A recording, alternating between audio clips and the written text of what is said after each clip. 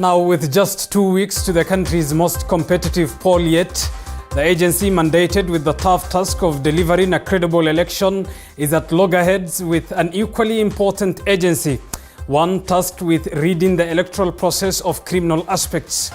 Politicians have, as usual, taken sides in the public spat between the Independent Electoral and Boundaries Commission and the Directorate of Criminal Investigations. Good evening. We debate the road to State House tonight. Welcome to this edition of Pandit's Night. I am Abu Bakr Abdullahi.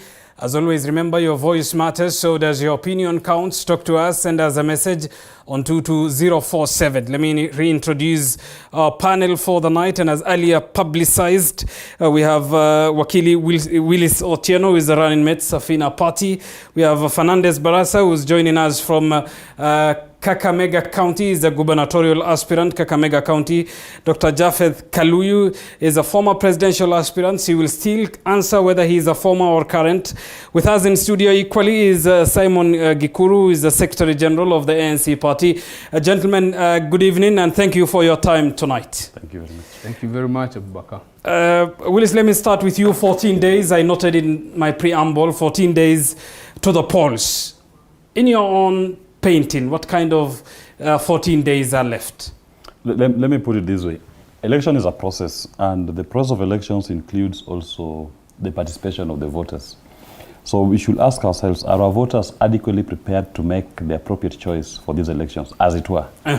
Just yesterday, my presidential candidate, Jimmy Wanjigi, did unleash a forensic investigation on the entire public debt of this country, in which he was able to demonstrate the 9.7 trillion Kenya shillings cannot be accounted for in the public debt. Now, these information that should inform any voter who is going to the ballot, so that, because we are voting for the future of this country, how informed are we as to how our public resources have been used? So we've not done much in voter education and getting voter awareness. The second component of this is when you look at the electoral management body, that's IEBC.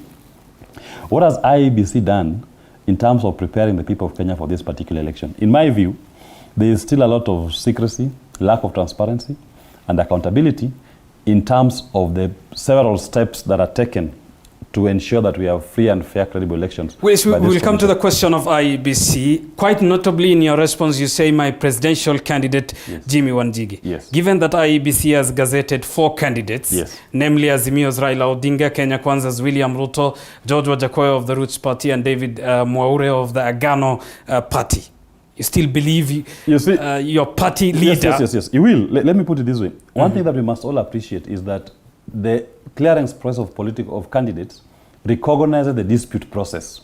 And in that dispute process, it gives room for parties to challenge decisions of the Chebukati and IEBC or any other returning officer, all the way from the DRC, all the way to the Supreme Court of Kenya. At the moment, Jimmy Wanjigi's case is at the Supreme Court of Kenya. It's waiting to be heard. And if the Supreme Court hears that case and directs that Jimmy be included in the ballot, then his name must be included in the ballot for the elections. And 14 days before the polls, you are confident his name will be included? We are confident because if you look at past practices, the presidential ballot paper is the last to be printed, and it is always printed and brought in the last 3 days to the election, because it comes here already sorted, packaged for all the way to the polling station. So it lands straight to distribution in all the polling stations. Jimmy Wanjigi only needs 2 days in this country to campaign and win the elections, and he can do it. You're confident, as I move from that question, that Jimmy Wanjigi will be on the ballot? Yes. All right. Very confident about that. Simon, we'll come to a lot of this discussion in the 1 and 2 hours of this show. Simon, 14 days left. How do you view the 14 days left? Yeah, thank you very much, Abu Bakr, and good evening, viewers. I would say that it's been a long journey. We still have a whole 14 days to go. For campaign proper, probably 11 or 12 days, because remember there will be those last days whereby the law requires that you stop your campaigns and then you just prepare for the polling day. It's been a long walk, long journey for political parties. From where I sit, we've had a lot of deadlines to meet, a lot of procedures as provided for under the law.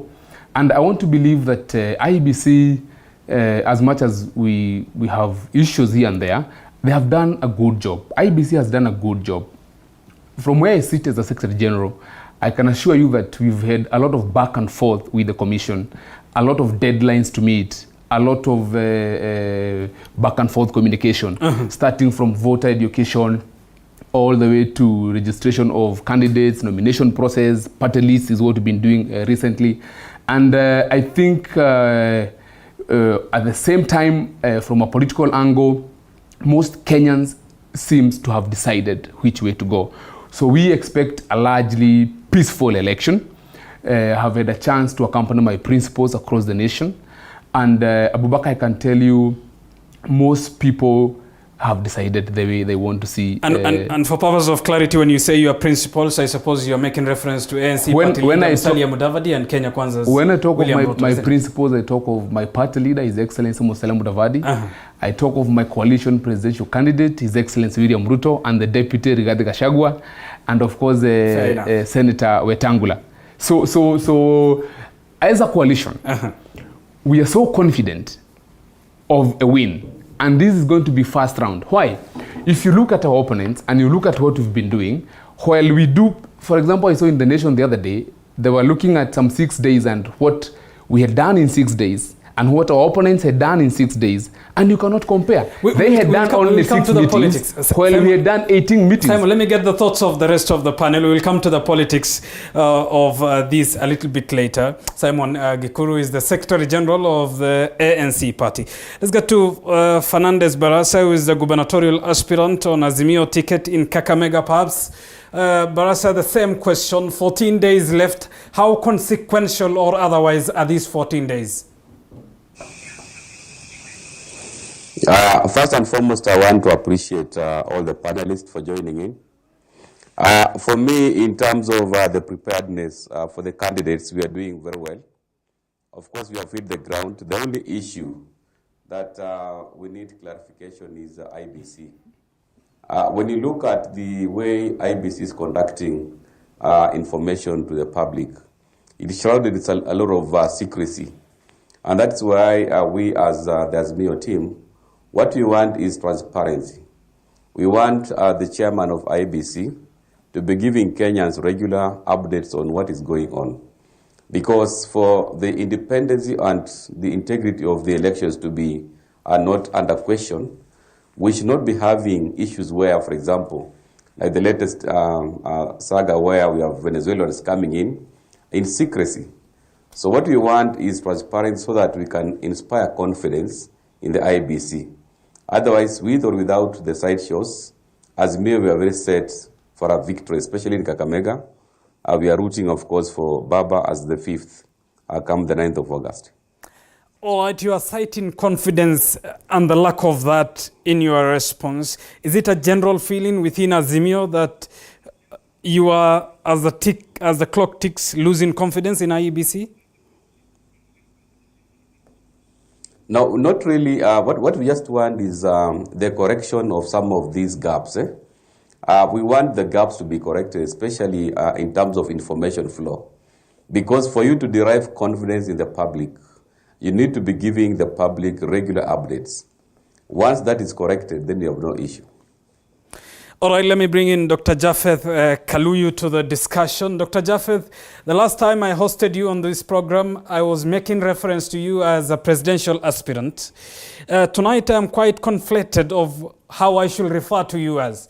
One, a presidential aspirant, presidential candidate. Are you still in the race? You should refer me. Thank you for hosting me and giving me the opportunity. And greetings, my fellow Kenyans. Specific to your question, you should refer me to as presidential aspirant still, because my process is not complete. In specific terms, I was given a vetting date. That was June 1st, 2 p.m. in writing by IEBC. I went to Bomas with my team together. We spend a lot of money. It's usually a big deal to put together the signatures. I put together my signatures. I put them through on time.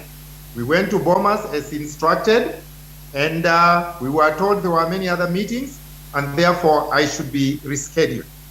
Up to today, I'm still waiting for my reschedule. I've written to IEBC several times, and I have not gotten response from them. So I'm still, from Chebukati, I'm still waiting. I met Chebukati myself personally, and he listened to my case, and he told me he will get back to me. Up to date, I'm still waiting for Chebukati's response, and I'm expecting to be either vetted or maybe I aced the vetting. I didn't have to probably get into the vetting. So probably I'll be included. I expect to be included in the presidential or final tally.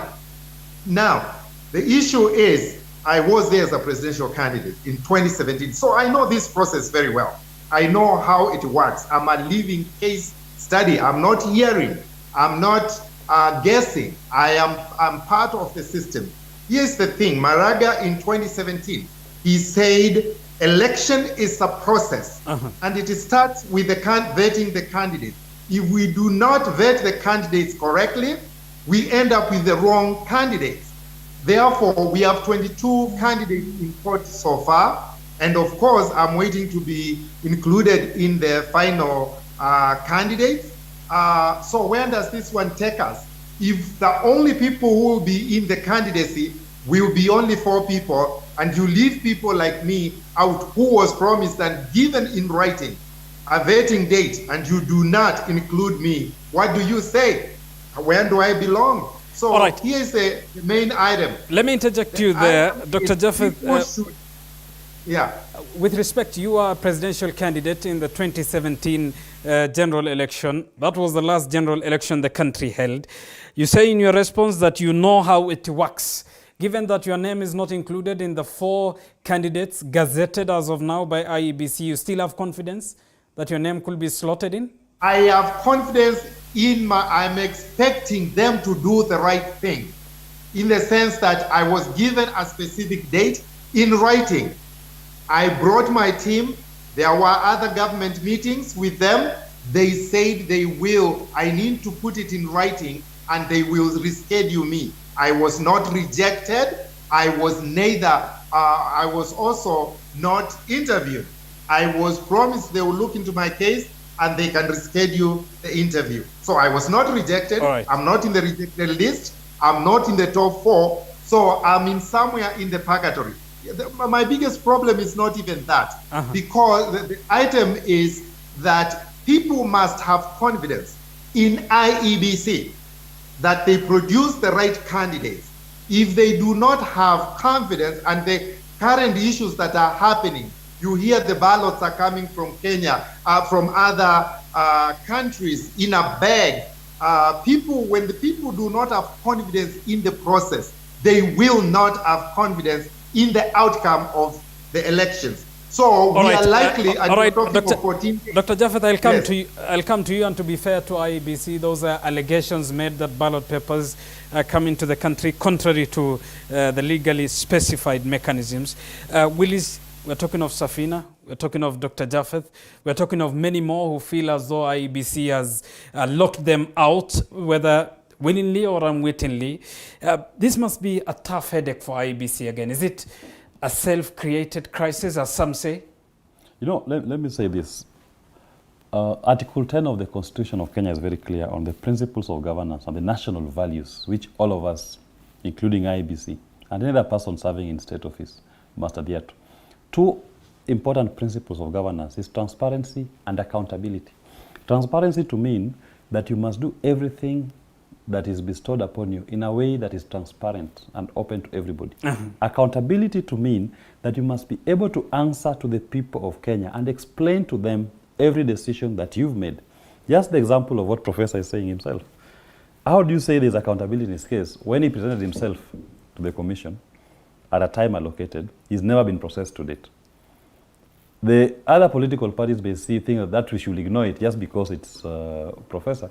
But this thing will come back to haunt one of these 2 sides if they go to this election, because the commission has entrenched a culture of total impunity. They are operating outside the parameters of the law, the Constitution, the IEBC Act, the Elections Act, and regulations. And I say this confidently, and I ask anybody to challenge me, that as we sit today, nobody understands what parameters IEBC is using when it comes to establishing the total number of the 46,000 polling stations in this country. When I talk of parameters, have they been able to explain to us why some polling stations in neighboring polling centers, one polling station has one registered voter as per their list? Another polling station, you find that within the same polling center, they've distributed people 200 polling stations when they could have just set up one polling station in that particular polling center. There are 3, and all 3 are only accounting for 200. Well, just on the question of the candidates and the disqualification for that matter. Yes. IEBC's defense is that these are candidates who have not met the legal requirements to be on the ballot. Let me give you an example, for example, of my candidate, Jimmy Wanjigi. It's very clear. Jimmy Wanjigi has gone to school, has finished his university education, is now a master's student at the university. The courts of Kenya have in previous occasions been invited upon to render decisions on what is the entitlement of a qualified candidate. And the court said, once somebody has been able to demonstrate completion of his university education, that person is qualified to run for office of President of the Republic of Kenya. Jimmy Wanjigi met the qualification. IEBC acted in ignorance and disobedience of those orders of the High Court which were issued. Professor himself is IEBC wanted a physical they were certificate on of the degree of your presidential candidate. Yes, a physical certificate. Which you did not provide. Because the graduation ceremony that was meant to take place in May was moved to November. But the courts had been invited to look into that issue and said, once you've completed your studies and you have a document from the university verifying that you've indeed completed your studies, you are qualified to vie. And in 2 cases, Governor Joe in Mombasa presented a completion letter from the university, Kampala International University.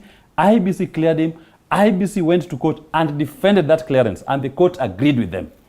The aspirant in Kakamega, I'm sure Baraza Fernandez may know her, Mabul Muruli, on the same point went to court, not cleared on the completion letters. The court said, once you've demonstrated completion of your studies, you are deemed to be a university degree holder and you qualify under Section 22(2) of the Elections Act. But IEBC ignores that. So that what I'm saying is this. How IEBC has treated this process of clearing candidates, it is meant to disenfranchise. In the case of Governor Sonko, for example, IEBC, the minute the Supreme Court issued its decision, IEBC, unprompted and moved by any other party, quickly went in and recalled the certificate. So when the commission, when the commission says it's making this based on the law, you don't buy that. Let me just explain this. In the case of Senator Sakaja, for example, when the Commission of University Education withdrew the recognition of his degree, IEBC said, once we clear you, we cannot go back. It has to take another court process. So why did they then withdraw Sonko's clearance but allow Sakaja? What I'm saying is this. IEBC is not operating within the parameters of the law.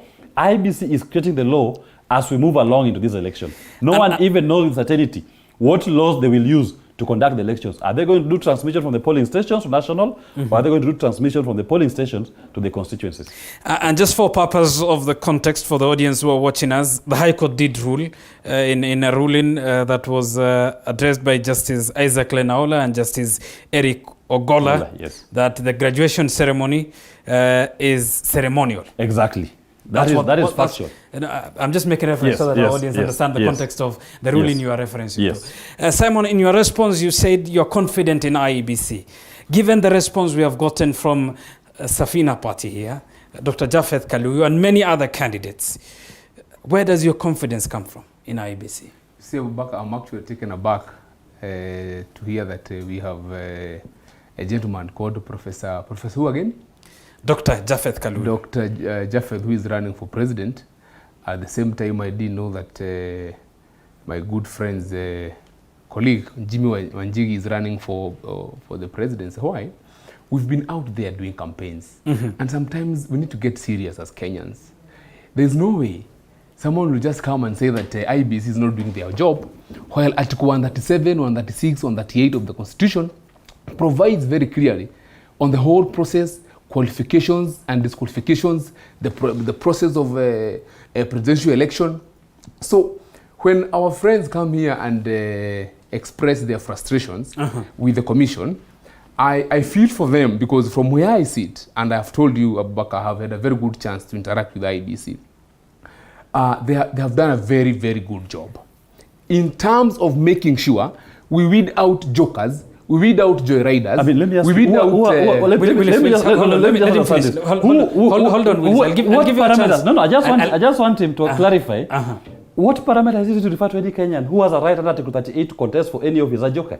All right. I mean, it's a right in the Constitution. We must respect everybody's rights. Willis, I'll give you a chance. Go ahead, Simon. Thank you, Abubakar, for protecting me. If specifically you look at Article 138, qualifications and disqualifications of a presidential candidate, if you look at the Elections Act, it is very clear.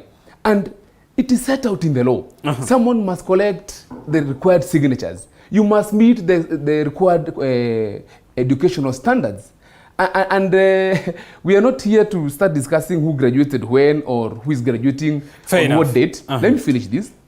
To the extent that when we have people who probably just want to be seen to be participating, then we are spoiling the whole thing. We are discussing about governance and the future of this nation. But Simon, these about leadership. These are Kenyans who have a right constitutionally to seek any office, provided they meet the requirements. That's clear in the Constitution. Being a Kenyan alone does not entitle you to run for president. That's why I'm making reference to the requirements needed. Maybe you want me to put across my point. There is a whole legal requirement for you to run for president. And without due respect, I would want to imagine that my friends... my Will here, who is a running mate here, and the professor, please let us not trivialize this whole thing.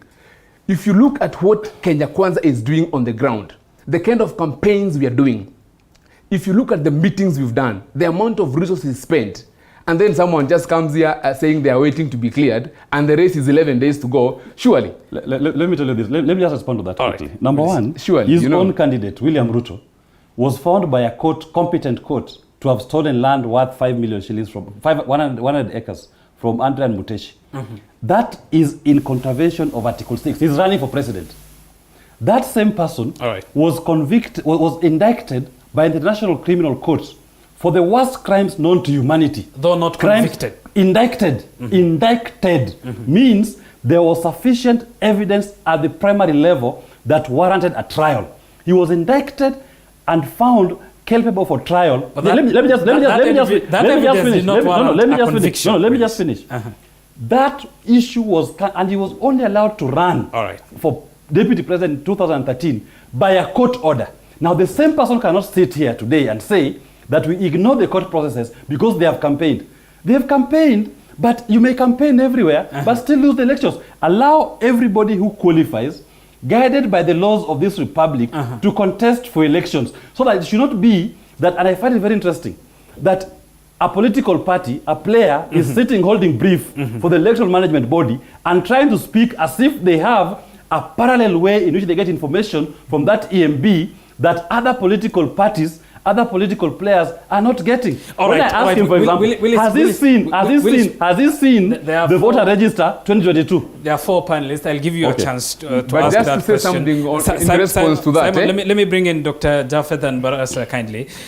Fernandez, the Independent Electoral and Boundaries Commission, is engaged in public exchange, at least with the Directorate of Criminal Investigations, as far as the 9th of August election materials are concerned.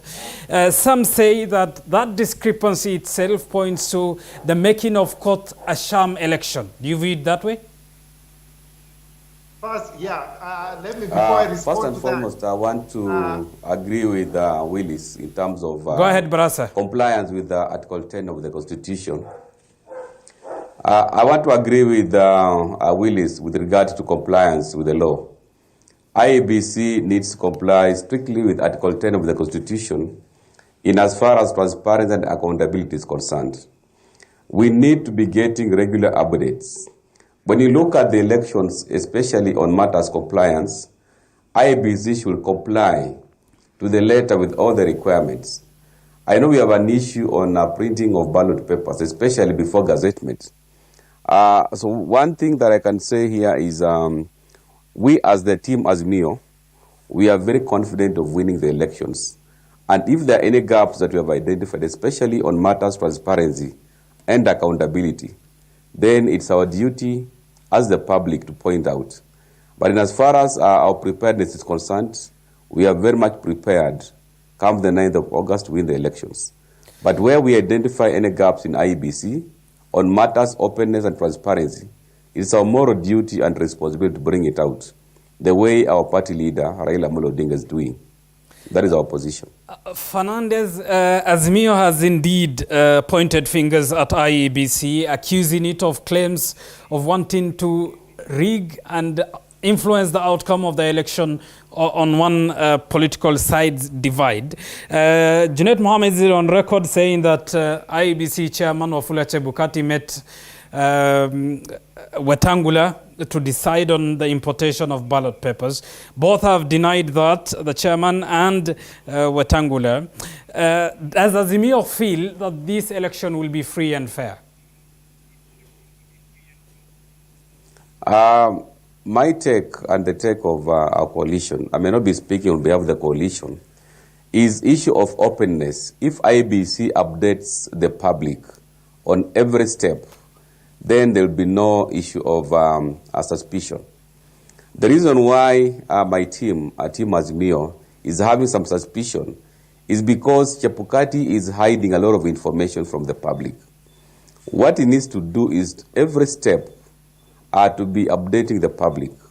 Now, what Junaid pointed out, of course, is an issue that requires clarification, which it was a moral responsibility of the commission to clarify. And that is why the sensitivity surrounding the independence of IEBC, we as the team that we are very committed on compliance, we have to point out any shortcomings that we see in the IEBC. And that's basically what Junaid Mohammed was doing. And as far as we are concerned, for as long as we raise any issue that requires clarification, it's the duty of IEBC to come out clear and clarify, because we don't want the investment that we have done in these elections to be rigged. And that is why it is our moral responsibility and the moral responsibility of IEBC not to be, actually to be proactive, if I can put it that way, not reactive, waiting to be pressed before you give information. Let the commission, led by the chairman, let me interject you be there. giving us regular updates. Let me interject you there. It's more than clarification that your side of the political divide is seeking, isn't it? It's clear when it says IEBC chairman met with one of the key principal leaders of Kenya Kwanza. Your coalition is pointing fingers at an independent body. That is now... that compromise the issue of independence. You remember IEBC, you must demonstrate that you are not conflicted. So if there is any evidence of having met, definitely that casts aspersion on the independence of the commission. And we as Team Azimio cannot sit back when we feel that there is no independence of the commission. And that is why, rightfully so, my leaders in Azimio had to bring it out, because the issue of independence we feel is being compromised. And of course, we as Team Azimio, we want the elections to be credible, with high integrity, and of course, free and fair. All right, Dr. Japheth, you want to react to the earlier points? Go ahead. Yes, I want to react. The gentleman, I believe, is Simon. I found that he was throwing out uncoordinated words like incompetent, uneducated, people who do not have qualifications. I think he's representing Kenya Kwanza, and jokers out there. And quite frankly, I resent the implication, because I want to challenge him to put his candidate qualifications against my qualification myself. I'm a PhD. I was there in 2017. Out of 19 candidates, I was number 4. To say the people who did not, who are not among the top 4, they were rejected fairly. How could I be rejected when I was not seen? Where is your critical skills? Now, I know Dr. Ruto very well. He was my opponent in 2017. He would not want to be represented that way. He's an intelligent guy. I have nothing against him. I would just want to meet him in the field just directly. Now, if you want to know more about the qualification of some of the candidates, and I would say like me, before I even ran which I put through the 48,000 signatures, and they were received at Bomas on time by the IEBC. As a matter of fact, mine were received on 25th May 2020. I know the difference between 2020 and 2022. So they were stamped the wrong date. That shows the sloppiness of IEBC. I've just proved to you. You are saying they were fair, they did everything correctly. Can I show you that mine were received on 2020, 2 years ago, and they have IEBC stamp? And before I even came in, when Ruto was in the United States, he was received by the State Department. I was busy communicating to Joe Biden. He wrote to me directly, and he referred me to State Department. I was received by John Barr in the State Department, and he went to VOK, I went to VOK. So when you start throwing words around, you are actually lowering the standards of the Kenya Kwanza, the Kenya Kwanza coalition. So I resent the implication when you talk like that. You have to talk to professionals in a very soft way. Now, I wish the Kenya Kwanza well. I wish Wanjakoya, who I know for 15 years, well. I wish Moeure, who I just met the other day, I know him very well. And, Raila was my opponent. I have nothing against them, and I wish them well. But when you represent these people and you say things like jokers, I resent that you lack a lot of critical skills. So I'm looking forward to IEBC fix what they did not do right. There are so many things that are not happening correctly. Dr. Japheth, I am afraid of Dr. Japheth, you say you're looking forward to IEBC fixing what they did not do right. Does that include Yes, adding your name to the presidential list? Not only mine. I don't, even if, let me be just very directly, even if there were outcomes of, and the guy from the Kenya Kwanza should be even on my side. Let me tell you, if the elections are announced today, the process has already been compromised in the sense that there are people who claim, I have no evidence of that particular one because I am one of them who have real evidence of what I'm telling you. But if you are approved of counties that you never submitted signatures of, how do you pass other counties that you did not even collect signatures? So there are some major mistakes that you can get from, and I've seen some briefs that have been filed by a case, particularly the one with the Kuru, and there's about 22 members of interest. So when you have an outcome, it means it's going to be challenged, which makes it very likely that the election can be easily nullified. So that is why I've been speaking out saying, maybe extend the election, do the correct vetting, maybe you use other mechanisms to make sure the government is inclusive. There are many ways to approach this, but none of the candidates, may it be Kenya Kwanza or I believe the Raila wing, everyone, whoever loses is going to go to court. And then where do you place all these people who are complainants about 20 presidential candidates? Fair enough, Dr. Japheth. Point made. Point made. Let me get to Simon. Simon, I asked you of the confidence of IEBC and the confidence Kenya Kwanza has in relation to the general election. We have seen the public spat between IEBC and DCI, the bitter exchanges of words and even documents. The Deputy President is also on record to have weighed on that matter. He said, and I quote, "We want to tell Kinoti to stop his foolishness, kindly save our time, stop writing us long letters, leave matters of election to IEBC, give the chairman Wafula Chebukati his space." This is a matter that all the political divides have equally contributed to, noting that the DCI should investigate what the 3 Venezuelan nationals who came to the country were doing. The Deputy President, through this statement, seems to be in defense of IEBC. Is it so? Well, just before I answer that, Abubakar, allow me to just comment on 2 things. Honestly speaking, I have at least heard of Safina Party. I have also heard of, allow me to answer to Dr. Jeff. I have also heard of Jimmy Wanchigi. And when you talk of the doctor, I have never heard of Dr. Jeff. I have just heard of him this evening. So Dr. Jeff, please forgive me because I have never heard about you. I don't even know whether you have a political party. At least Jimmy Wanjigi has Safina. And all I'm saying is, you cannot compare His Excellency William Ruto to some of these people claiming they want presidency, like Jimmy Wanjigi. But they're equal before the law. Before the law, Jimmy Wanjigi is the one who made. Jimmy Wanjigi is the one who made William Ruto deputy president. Willis, I'll give you a chance. Go ahead. Please protect me. Go ahead. So, Dr. Jeff, please forgive me. I don't know you. I don't know you are running, and I don't even know whether you have a political party.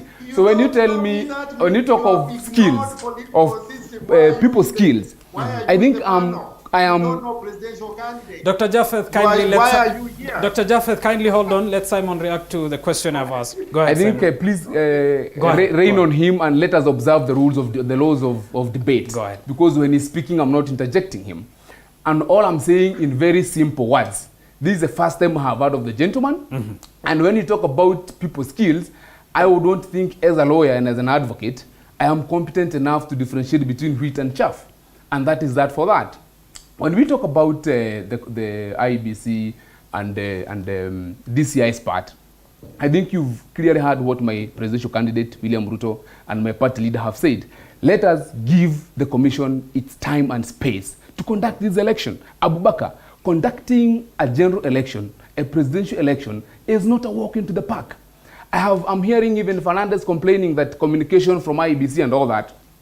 But all I can say is sometimes when our opponents have not prepared enough, when our opponents have not done their assignment properly, they start claiming that the umpire is not fair.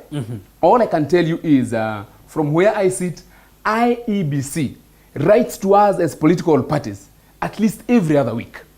These people are sending us emails almost every other day. So I think it is also an issue of depending on where Fernandez is sitting. But Simon, when political parties are questioning and encouraging the DCI to investigate the role of the three Venezuela nationals for this matter, and the Deputy President is coming seemingly with these words to the rescue of IEBC, many would doubt, is there something that is beyond the words he's saying? Well. I think all I can say is His Excellency William Ruto is the kind of a leader who is representing newness, change, and hope. And so when you see him very serious and very candid with the authorities that we need IEBC to be given their space, it's because he's representing majority of the Kenyans. Kenyans want every other independent commission to be given their time and space. And the other day I was in a show, and I was encouraging fellow panelists that instead of just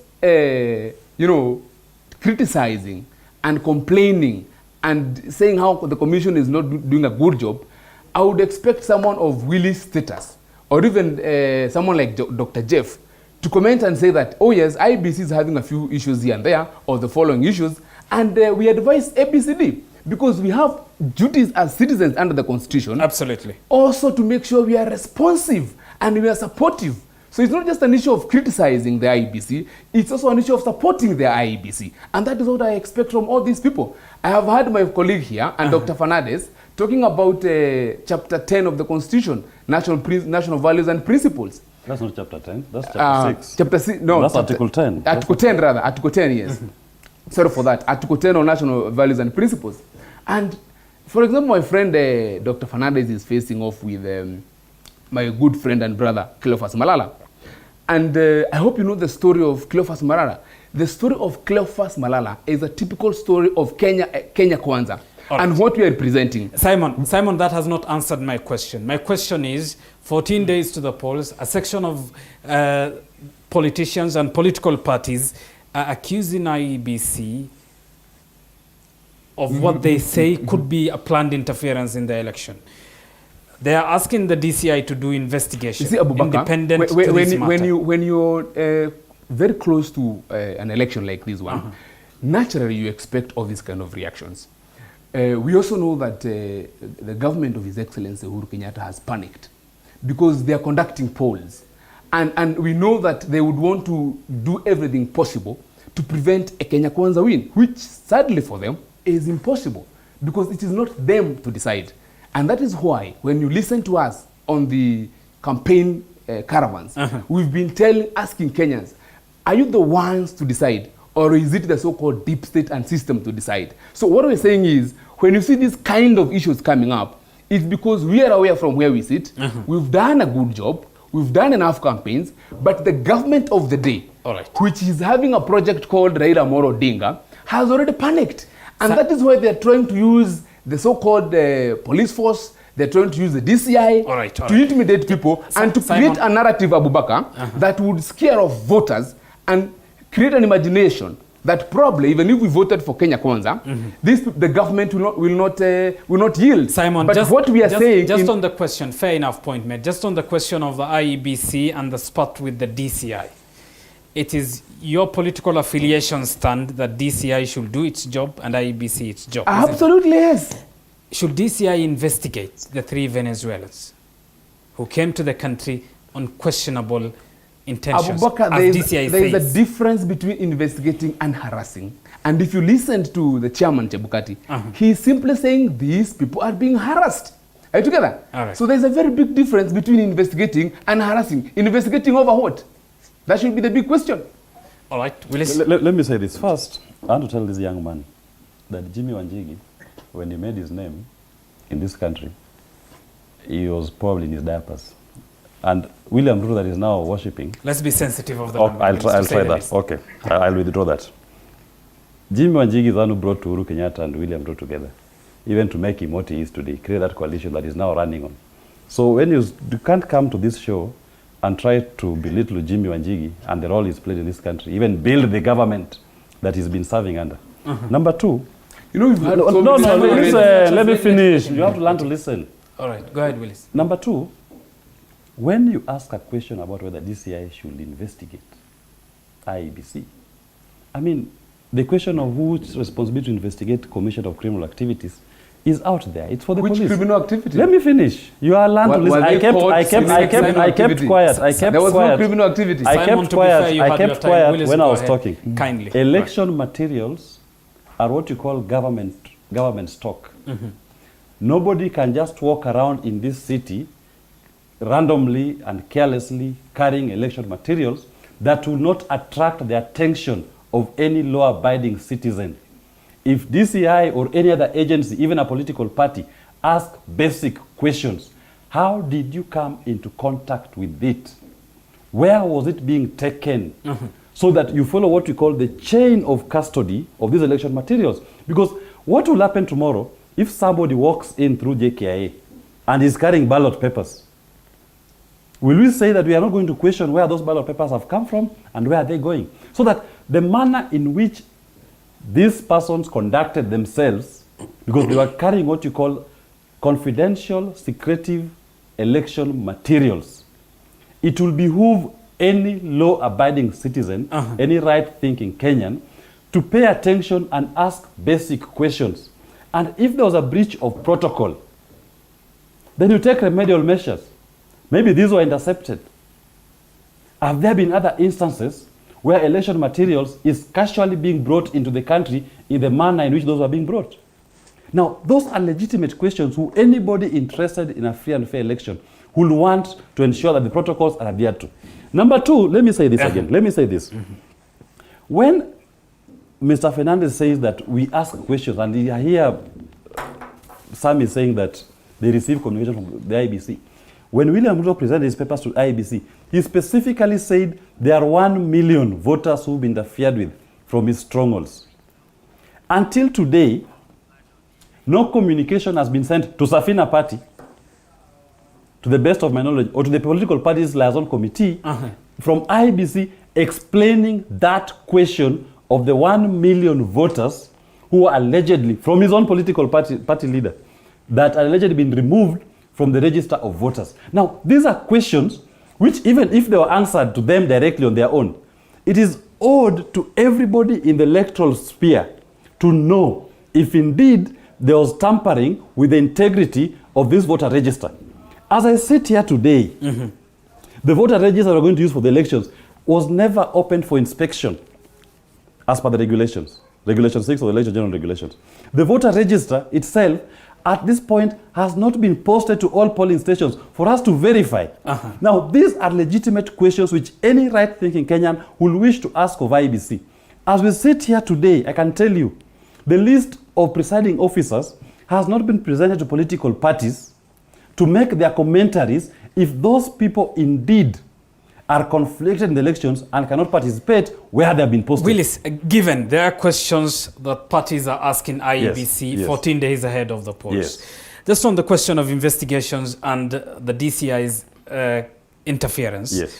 There are those who hold the notion that this is a government hell-bent wanting to dictate the outcome of the 2022 9th of August general election. Shouldn't IEBC be allowed to be independent as envisaged in the Constitution? Let me just say this.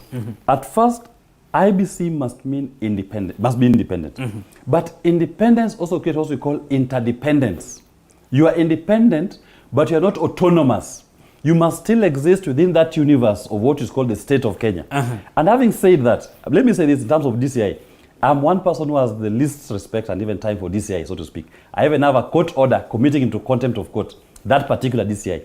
But when a legitimate question is asked on the handling of election material, despite my dislike for DCI, I must pay attention and check. All right. Indeed, is this a legitimate inquiry? And the onus is on IEBC to demonstrate to us that their handling of our election materials is not exposing our materials to potential harm or potential pilferage or potential photocopying or people creating duplicates that will end up on election day trying to undermine the democratic process. So that IEBC being independent does not mean that IEBC, let me just finish this point. It does not mean that IEBC is immune from the criminal trial process. In fact, if you look at the IEBC Act and the Elections Act, they create offenses specific to election officers in regard to their conduct during the election process. Fair enough. Let me get to Fernandez Barasa. Simon, who is the Secretary General of ANC. I'll give you a chance, Simon. Okay. Simon, who is the ANC Secretary General, made reference to Raila Odinga as a government project. Whose project is your party leader, Fernandez? First and foremost, before I respond to that, I just wanted to offer clarification. Number one, I disagree with Kenya Kwanza presidential candidate William Ruto by stating that IEBC should be left alone to do everything matters elections. One thing you need to understand is we have many key stakeholders and many players in the elections. And one of the players is the DCI.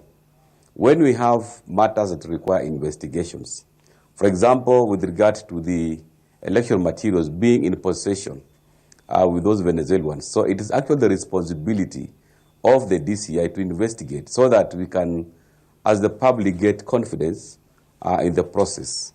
So DCI is doing the right thing to investigate, and that's why even during elections, we have the police to provide security.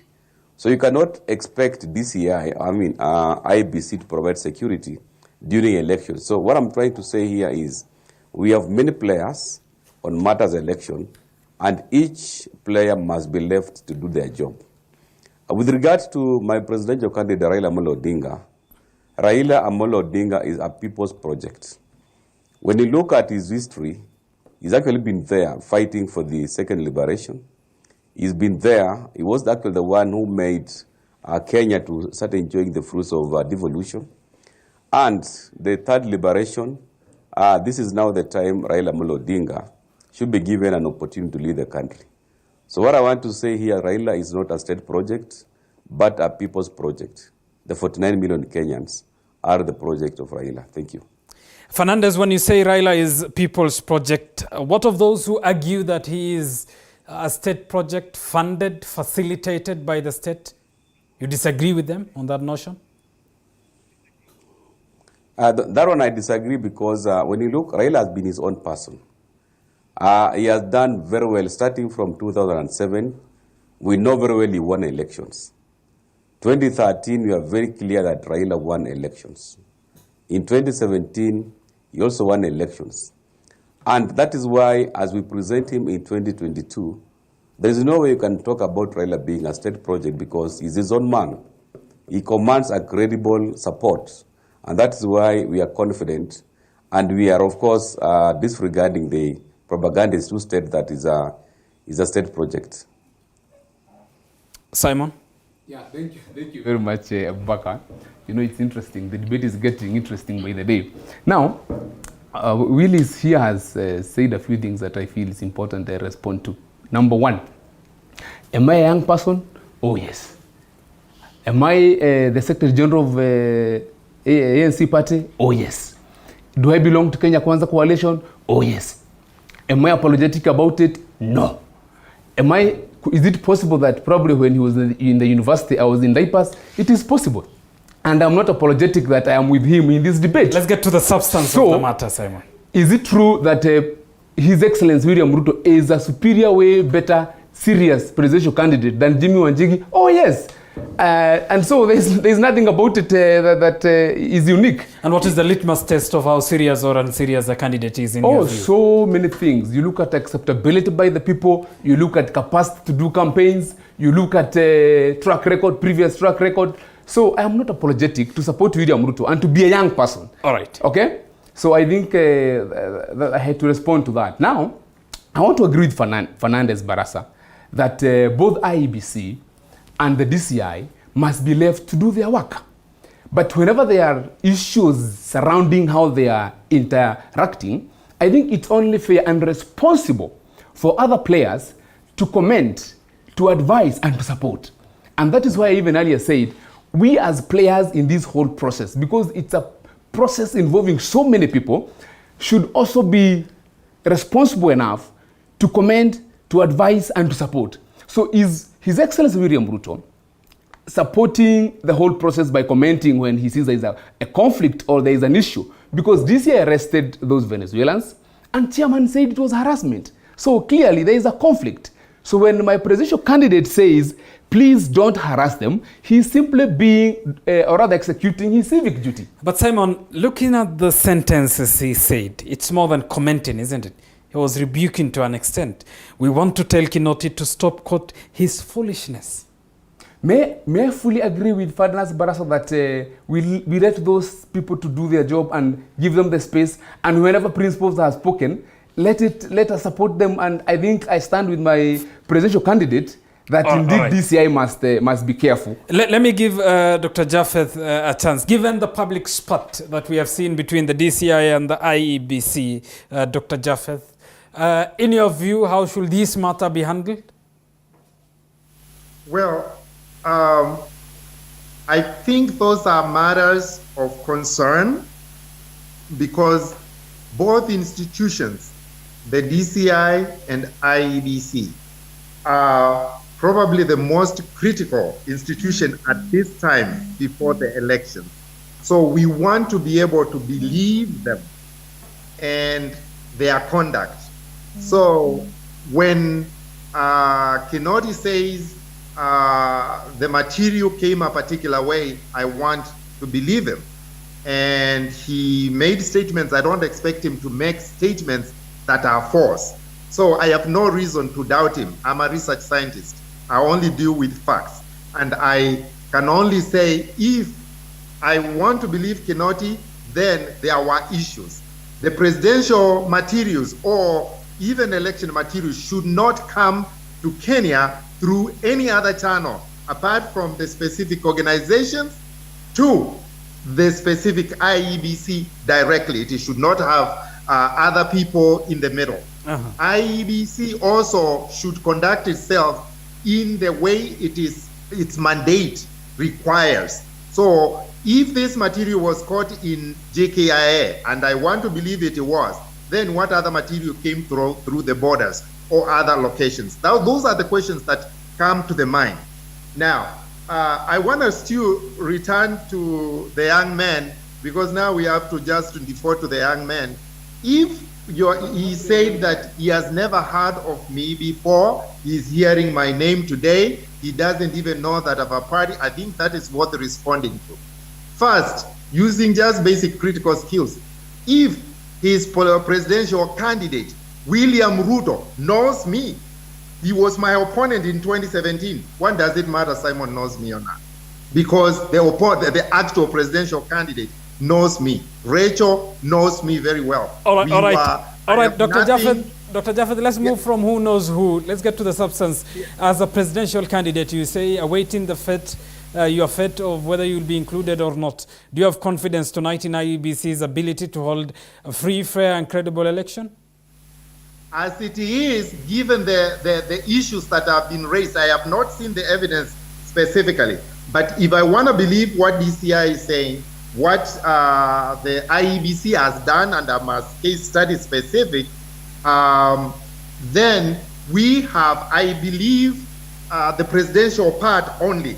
The other elections could be okay because we haven't any issues. We do not have a lot of other issues with those other elections. There are a few cases that I know, but presidential one, it needs to be mitigated in a particular way so that it can have a smooth landing. But as it is, the presidential aspirants, including me, were not treated fairly by IEBC. I wasn't seen, and therefore, if the election outcome is among the 4 people, how do I have confidence in it? How Fair enough, will the Dr. 22 Jaffet. other candidates? Fair enough. Point made. Willis, as we move from... One small point, just 1 second, that I want to inform the gentleman that I am a political leader. I have a political party called Unified Change Party. And I am the party leader. We are looking to make the next government. And Dr. Jaffet, IEBC not correct the current situation. Needless to say that you are a presidential candidate in the 2017 polls as well. Willis, 14 days to the polls. As we move from the question of IEBC, just how important is it that IEBC comes clean to some of the questions political parties, political players are asking of whether it has the ability to hold a free and fair election? Let me say this. In 2016, I addressed a civil society forum on elections, attended by then IEBC CEO Ezra Chiloba. And the questions we were raising then about their state of preparedness, it led me to a conclusion, and it was captured by the media present. And I said, the next 2017 general elections will lead to a stalemate caused by administrative failures by the Commission. And that statement came to pass when the Supreme Court nullified Uhuru Kenyatta's election based on 2 things: illegalities and irregularities. Those illegalities and irregularities were informed by things that started happening before the polling day. Because as Maraga said, election is a process. The 9th is the polling day. It's not the election day. Election is ongoing even as we speak today. And if I look at this commission today, where I sit, the irregularities and the illegalities are already happening. They're actually setting up the next election, the polling for failure. If you don't take stock, you don't build confidence, you don't come clean, you don't account to the Kenyan people, to the political parties on the processes that as a commission you are undertaking. You are setting yourself up for failure because people are now collecting evidence as we are getting along. And the lack of accountability, lack of transparency by the Commission is leading them to now just collect the evidence and keep it.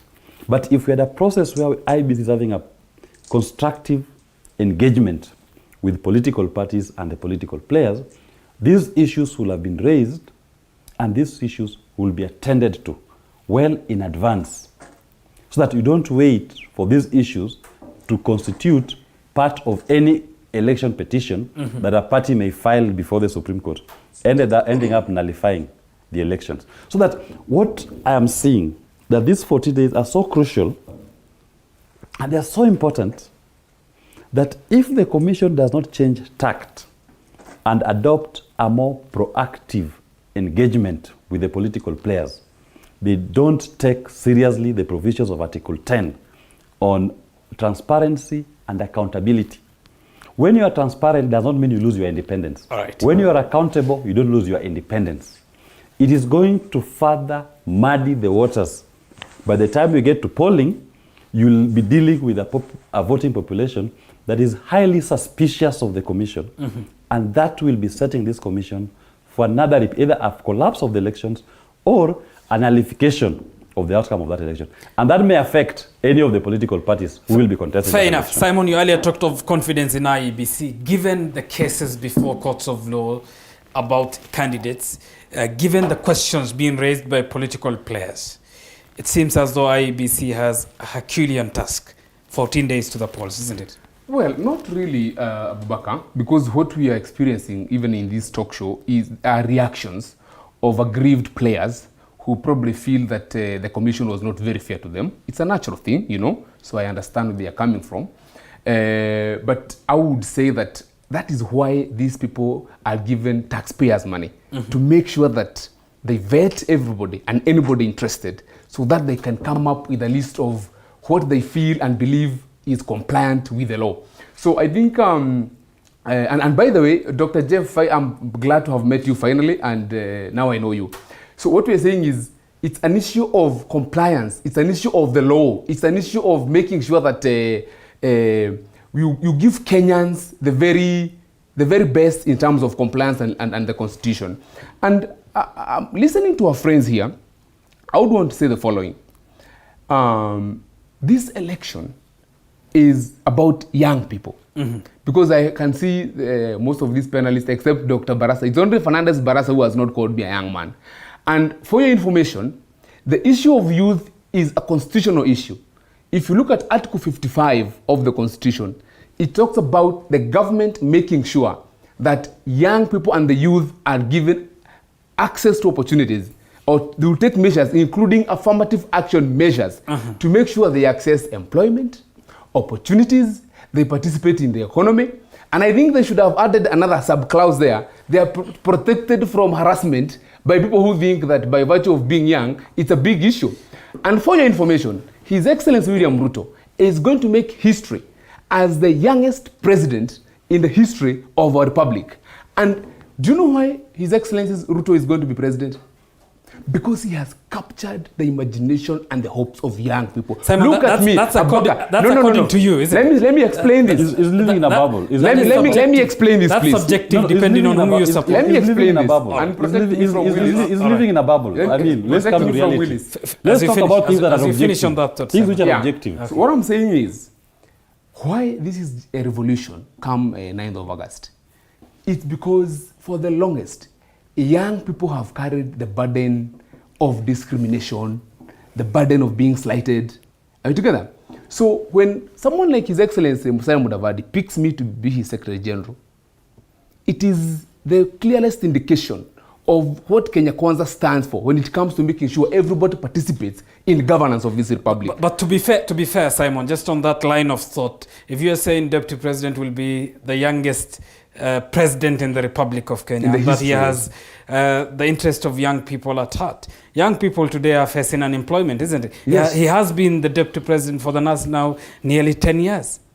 We all know that the first 5 years of the Jubilee government were the best in the history of this country in terms of governance. They borrowed 3 trillion shillings. Please protect me. Go ahead. I wonder how he practices in court, if that's how you keep interacting. The best lawyer this side of the side. So what we are saying is, things only got worse when we had the handshake. All right. When we had my friend's party leader, that is Fernandez party leader, he's a former prime minister, doing the handshake.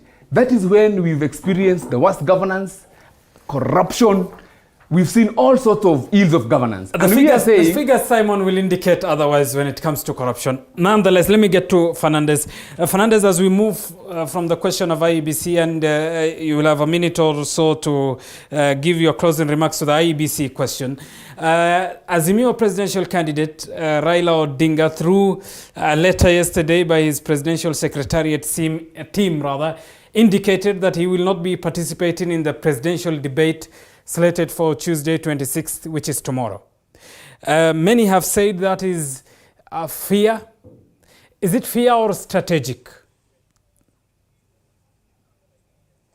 First and foremost, I just wanted to comment on the issue of the handshake because as I'm here, I'm also representing my coalition party leader. The handshake was really long overdue because looking at what we have achieved so far after the handshake is a lot. Nothing was moving when we had disputes all over the place. So unlike what Simon is talking about in terms of handshake being the main challenge in governance, we have a different view because we have actually experienced a lot of stability. And so from our viewpoint, the handshake was a godsend to us. With regards to our party leader, the letter that you are purporting to have been written, I think for me it was strategic. Looking at the history of Raila Amolo Odinga, there is no way you can associate fear with him. He has been there fighting for the second liberation. He has been there fighting for the freedom that we are enjoying. So fear and Raila is like day and night. What I just want to say on IEBC, we need to get public confidence with IEBC in as far as the matters of updates are concerned. As Willis put it out, actually election is a process. So IEBC must inspire public confidence the way they have conducted themselves in as far as the ballot papers being in possession with these Venezuelans. For us, it is an issue that we have actually put a red flag, and that can compromise the confidence we are talking about, which of course will also compromise the election. So our reaction is IEBC must proactively inspire public confidence, and that is the only way Kenyans can believe that they also have the capacity to deliver free, fair, and credible elections. Thank you. Fernandez, you are joining us live from Kakamega County. We will come to your quest to lead that county a little bit later. Given that you are joining us from Kakamega, which is part of the larger Western Kenya, ANC's party leader, whose Secretary General is with us, is on record suggesting that it can possibly get 70 to 90% of the votes of Western region for Kenya Kwanza. You are a gubernatorial candidate.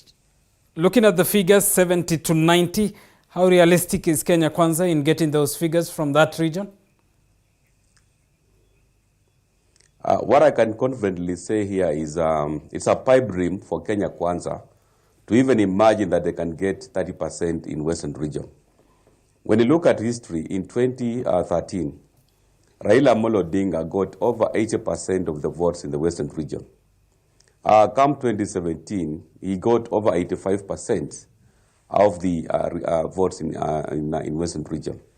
So right now, the influence that is being purported to be coming from Musalia Mudavadi and Moses Wetangula, I can say is unrealistic because Musalia as a person did very poorly when he was a presidential candidate in 2013.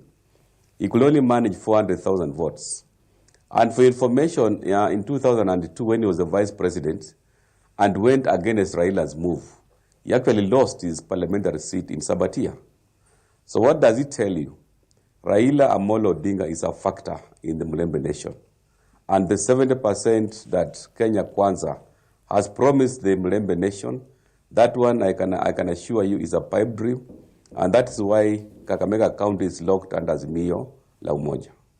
Fernandez, you say that is a pipe dream. Looking at the pollsters and the polls week in, week out, is suggestive of an increase in numbers in favor of Kenya Kwanza. First and foremost, those pollsters, some of them are privately sponsored because when you look at the ground, it's different. I can see some of the pollsters like Mizani. Those are guys who can put a candidate who is no longer on the ballot to be having some percentage. What I can assure you here is we as Team Azimio, we are confident that Western region, we are going to deliver for Raila over 90%.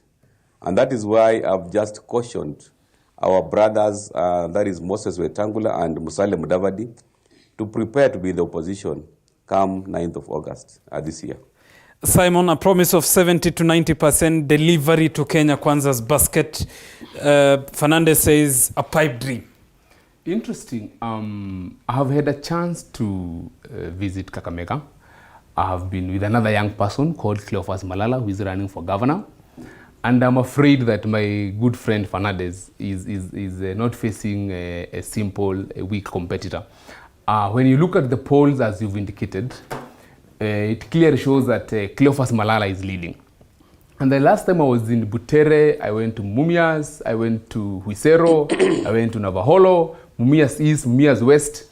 And you could clearly see how Cleophas Malala has managed to mobilize people in Kakamega, first and foremost behind his candidature as a governor, and also behind Kenya Kwanza. And come on, my good friend Fernandez, we all know who introduced His Excellency, or rather former Prime Minister, Right Honorable Raila Odinga, into the Mulembe Nation.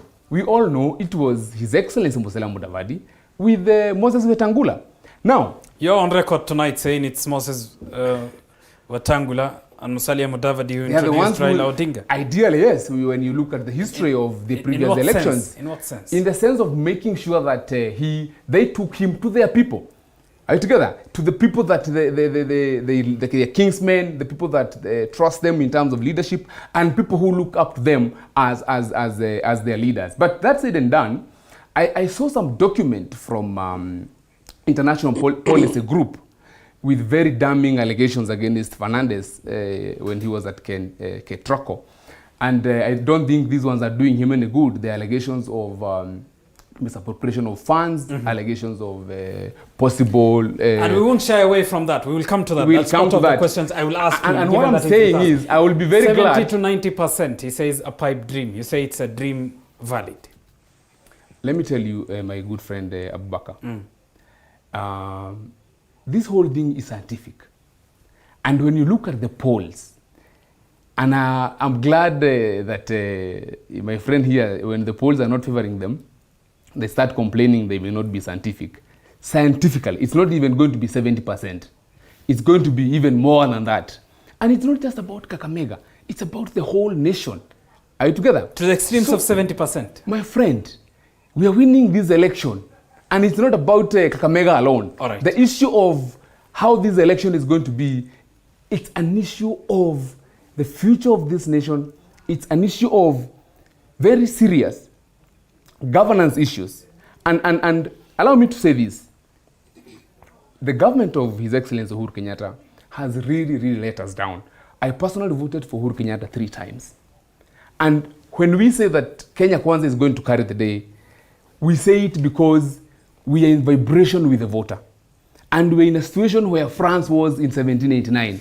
When the Bourbons Again, Simon, too often in these debates, people often paint their own pictures. And we have the democratic... You're not giving me space. I've given you space. And you let me give Willis. I'll give you more. Let me say this. You see, let's go back to 2013. My colleague here is saying that the best years of Kenya was the period 2013-2017. Under Jubilee. I mean, under Jubilee. And let's take stock of what they did. If at that time they borrowed almost 3.4 trillion Kenya shillings, part of which, based on what Jimmy Wanjigi exposed on Sunday, cannot be explained where that money went. And even if it came to Kenya at all. So they cannot cherry pick. If they want to take the success of Jubilee, they must also take the failures of Jubilee. The economic pain which Kenyans are facing today, that economic pain, its foundation was the first years of Jubilee. And his own party leader, Musalia Mudavadi, was not part of that journey. In fact, I was Raila's campaign manager in 2017. Mudavadi was the chairman of our campaign, the NASA Presidential Campaign Secretariat. Musalia was the chairman. And we used to go through these figures with Musalia Mudavadi. And we were seeing that the coming years is going to be years of pain, the people of Kenya. It has come to pass. So that let him own. It's not like Uhuru was ruling alone. Uhuru was ruling together with Ruto. They took those loans together and they must take responsibility for those loans. The second thing I wish to say is this. Let me move to the next one. What of the argument that the deputy president's roles were given, assigned through the executive number one to other? I am just saying the foundation was 2013, 2017. That's why I've limited myself to that position. Go ahead. I'm not even going to talk about post that time. Then when you talk about young people, that William Ruto represents young people. How old is his deputy? I'm 39 years old. Jimmy Wanjigi chose me a 39-year-old young man for the first time to sit or to seek to be a running mate. You must live what you say. There was a younger man in the name of Kithure Kindiki who was even voted for by everybody in the room, save for 2 people. that he failed to choose. So if he believed in young people, why didn't he give Kithure Kindiki, who everybody else was voting for? I mean, we cannot just be saying things to con Kenyans every election cycle. We must speak the truth constantly, because it is that conmanship that they've conned Kenyans before that lead us to elect the wrong leaders in this country. The third thing I wish to say is this. When you talk about Raila Odinga being introduced, I don't hold his brief, to Mulembe Nation by Musalia Mudavadi, I must say this. In 2002, as Fernandez said, Musalia went against Raila Odinga and he lost his own seat as a vice president. Raila had to carry his hand during the referendum of 2005 to rehabilitate him and then made him his deputy for the 2007 general elections. So they never introduced. In fact, all that time, Moses Wetangula was part of Kibaki. He was not with Raila. He only joined Raila in 2013. Fair enough. The last point that I wish to make, let me tell you, you know, I'm a Christian, I believe in God. And when the people of Israel were facing problems, when Goliath was taunting them, Goliath believed in his own might to conquer the people of God. Mm-hmm. God only chose the humblest of shepherds amongst his flock to finish that Goliath. So that when I hear my friend speak, I want to remind him that humility of that Goliath lacked is where they are today. It will take one David stone to bring down all this in this country. All right, Barasa, we are talking of Western Kenya and the percentages ahead of the 9th of August, primarily because that voting block is important more than ever in this election contest. You say 70 to 90% is a pipe dream. Let me pose this question perhaps to you. Who among the presidential candidates, however simplistic this may sound, has the best interest of Mulembe Nation? First and foremost, I just wanted to demonstrate to Simon that even his coalition members don't believe in the 70%. And one of them is Moses Wetangula. When you look at the coalition agreement they signed with William Ruto, he's supposed to be the Speaker of the National Assembly. So if he believes he can deliver 70%, why is he contesting as a senator for Bungoma? Ask him that question. Because he knows he will not deliver, so he's trying to survive so that he comes back to Senate as a senator. If he was confident that they will deliver 70%, Moses Wetangula could not have gone to be cleared as a senator candidate for Bungoma. When you look at Mulembe Nation, I want to say here and now that Raila Amolo Odinga has the highest percentage in Western because he's made history. I just want to take you back to 2007, during the Nusumukati government, where Raila Amolo Odinga appointed, out of his 21 cabinet secretaries, 8 of them were from the Mulembe Nation. And that demonstrates that Raila Amolo Odinga has the Mulembe Nation at heart. One of the cabinet secretaries was, of course, Otuoma. He was in cabinet at that time. Ababu Namwamba was in cabinet. Wycliffe Ambetho Oparanya was in cabinet. We had many other fellows I can mention. And that is why this time round, I can assure you, Raila has been winning elections from 2007, 2013, and 2017. Right now, he's going to get now legitimate win in Mulembe Nation. That one you can take to the bank.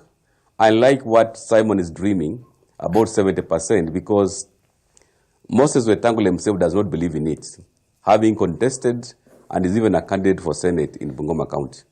Barasa, when you say Raila has been winning elections in 2013 and 2017, given that he has not been declared as the president by IEBC, where are you basing your argument on?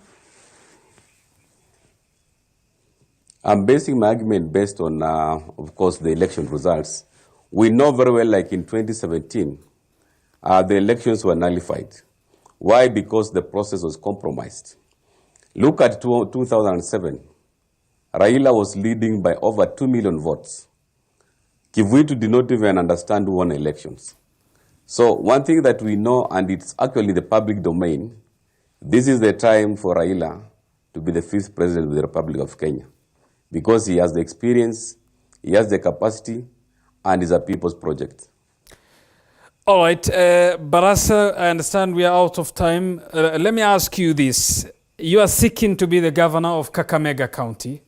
You are the former boss of Ketraco. Yep. You left your job on Monday, 31st of January.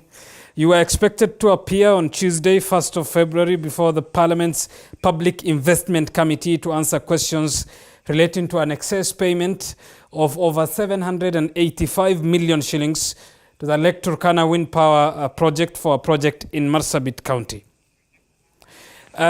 Many have accused you of leaving office knowing that you could not answer to the queries of how these monies were spent. I think I like that because first and foremost, payments to Lake Turkana were not being done by Ketraco. Payments to Lake Turkana were being done by Kenya Power through a power purchase agreement. So that's the first fact. Number two, I did resign in Ketraco because I knew I'm contesting as a gubernatorial candidate in Kakamega. And when Parliamentary Investment Committee requested the CEO to come and clarify issues, it was the office, not Fernandez Baraza. For your information, the Public Investments Committee had actually written to Ketraco in December 2021. We did respond, and whatever that they wanted clarification was from the office of the managing director, not from Fernandez Baraza. For your information, going to parliamentary committees, for me and even fellows who have worked in public sector, is a normal business. So I think the media, let me interject you there. And the propagandists from Kenya Kwanza, Barasa, it's normal business to I've appear. made it a big issue. It's normal business to appear before House Normal committees when business. summoned. But why would you leave office a day before when you are set to appear before an investment committee of the National Assembly to answer to queries raised over such an expenditure? First and foremost, I've just clarified to you, there was no expenditure, right? Ketraco was not a party of the power purchase agreement. Are we together? So because, my role is to give you information so that you can get facts. Ketraco did not sign the power purchase agreement. Whatever media was reporting was not correct. The issues of clarification within the power purchase agreement, in as far as Ketraco is concerned, is about the transmission line and the procurement of the contractor. It has nothing to do with the power purchase agreement. That's the first clarification I'm making to you, and that's on record. My resignation on 31st of January was not abrupt. I knew very well I need to resign so that I can go and contest. And one thing that I'm making it clear, Ketraco was invited to go and clarify, not Fernandez Baraza. The company is a going concern for information. For heaven's sake, if I dropped dead on 31st, are you telling me that the company will not exist? The company is a going concern. The letter was addressed to the managing director. And for information, having resigned to contest for this gubernatorial position, it was very normal. All right, so appearing before Public Investment Committee, it was nothing criminal. It is pure business of government officials, because that is what you're supposed to do. Even after I win Kakamega gubernatorial race, I expect to be someone in Senate to want to clarify issues. For me to be normal business, as it were.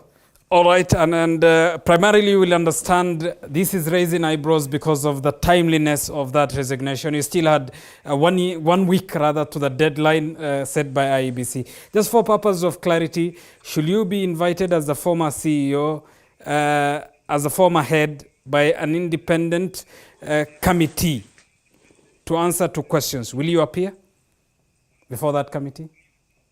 Definitely, I will appear. I will appear. All right, and because I will of appear anytime. Fair enough. Because of the interest of time, Willis, your closing remarks, perhaps.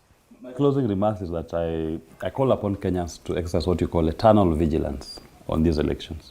It is their duty, and it's their constitution, it's their voice, it's their franchise that is at play here. And when they exercise that eternal vigilance on the elections process, they must also take stock and ask the contending presidential candidates, what is their role in the ballooning public debt that has now caused us the economic challenges we are facing today? We are actually staring at what I call an economic Armageddon, that of the greatest proportion, that for the first time in the history of this country, we have a debt ceiling of 8.7 trillion. That should inform any electoral choice. And we must ask, what role did any of these players play in accumulating that debt? And was that debt used for the benefit of Kenyans, or was that money looted? And if it was looted, you vote taking into account what their role was. And Willis, perhaps one final time, you are confident that you and the presidential candidate for Safina, Jimmy Wanjigi, who you are his running mate, will be on the ballot? I'm very confident, 100% confident. Because the issue we are litigating is purely an issue that courts had spoken of before. So we are asking the Supreme Court, which is the appropriate court to deal with issues of presidential elections, please tell us if Chebukati was right in making this decision in ignorance of court orders, or he was wrong. And we'll see how it goes. Your closing remarks, Simon? Yeah, thank you so much, Abubakar. I think this election is going to be very defining for this nation. And we are talking about a situation whereby Kenya is under state capture. And there could be no better time for the voters of this country, for the citizens of this republic, to make sure that they save the soul of our nation. They save the soul of our nation from what we call government cartels, from corruption. We've seen in the recent past a head of state coming up and saying Kenya is losing 2 billion shillings per day. He sounded so helpless. We are saying, let us give chance to a leadership that is going to open up the economy, democratize the economy, so that everybody can participate. And that is what Kenya Kwanza stands for. Kenya Kwanza stands for an open economy, an economy where everybody participates and where everybody is going to earn according to their input and according to their sweat. And that is all we are saying. And Simon, you say let's give new leadership a chance. Many would argue this is a leadership that was equally in office, the second most powerful for the last 9 years. Absolutely not. Because if you listen to my presidential candidate, His Excellency William Ruto, he said over and over that he tried to advise this regime, he tried to give in his input, but unfortunately, when the handshake came in, that is when we've experienced scandals like the COVID billionaires and all those sort of things. And I want to agree with my colleague here, the issue of public debt, the ballooning public debt. It's an issue that we have addressed very well in our manifesto. I'm inviting Kenyans to look at our manifesto and what we have committed to do. For your information, we are the only coalition in this race that has gone around the 47 counties, conducting county forums, getting views from Kenyans that culminated in the launch of our manifesto, which we are calling the plan. Kenya Kwanza has a plan to make sure that we save the soul of our nation and we save this nation from state capture. All right, I understand Dr. Japheth Kalu is back with us. We had lost him initially due to technology-related issues. Dr. Kalu, unfortunately, we are out of time, but let me give you a minute to give your closing remarks. Well, thank you, fellow colleagues, for the spirited debate and analysis. And also thank you, TV47. What I want to ask Kenyans is to make sure that they are not convinced that elections should not be peaceful. Democracy is very noisy. And as you have seen in the panel, we were all back and forth, but that does not mean it results into lack of peace. You should not fight for a politician and break the code of peace. I would like to see the NCIC to get more involved, to be louder, to make sure they are navigating the country through peacemaking during this election. I want to see IEBC to correct its errors so that Jimmy Wajigi, myself, and other presidential candidates, their grievances can be addressed. I would like to be seen and to be also included in the presidential candidates. So thank you so much. And let's all lift Kenya together. Without Kenya, there is no even politics. So we must preserve the Kenya first. Thank you very much. May God bless Kenya, this great nation. All right, and finally to Fernandez Barasa. Barasa, you will be seeking to be the second governor of Kakamega County. Why should the people of Kakamega, in your conclusion, in your conclusive remarks, vote for you? First and foremost, before I go to Kakamega, I just want to comment that there is no any other better candidate for presidential other than Raila Amolo Odinga, who is going to fight corruption, who is going to walk the talk of fighting corruption. Coming back to Kakamega, His Excellency Wilson Fambeko Oparanya has done very well. He has set a very strong foundation.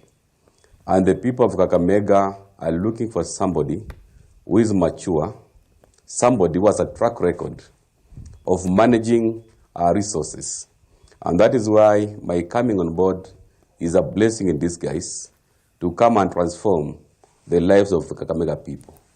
I'm going, of course, to build on the success of Wilson Fambeko Oparanya so that we make Kakamega County the investment hub in the Western region.